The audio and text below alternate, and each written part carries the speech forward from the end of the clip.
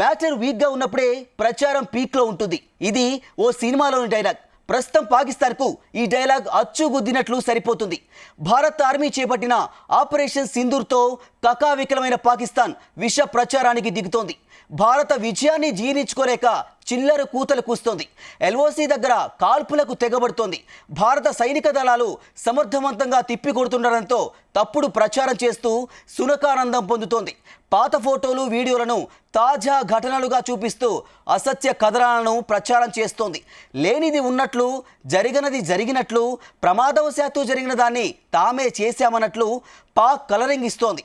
పాక్ పౌరులతో పాటు అంతర్జాతీయ సమాజానికి తానే హీరో అనే చెప్పుకునే ప్రయత్నం చేస్తుంది. పాక్ పౌరులతో పాటు అంతర్జాతీయ సమాజానికి తానే హీరో అనే చెప్పుకునే ప్రయత్నం చేస్తుంది. కానీ భారత్ ప్రభుత్వానికి చెందిన పిఐబి ఫ్యాక్ట్ చెక్ విభాగం అసత్య ప్రచారాన్ని ఆధారాలతో సహా నిరూపిస్తూ పాకిస్తాన్ గాలి తీసేస్తోంది.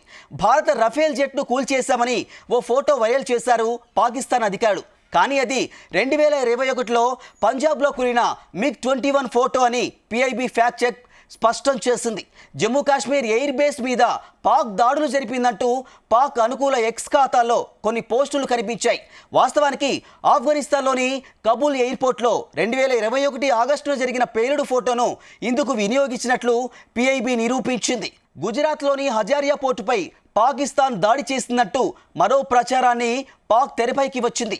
వాస్తవానికి 2021 జూలై 7న ఆయిల్ ట్యాంకర్ పేలుడు ఘటన వీడియోను తన ఫేక్ ప్రచారానికి వాడేసుకుంది.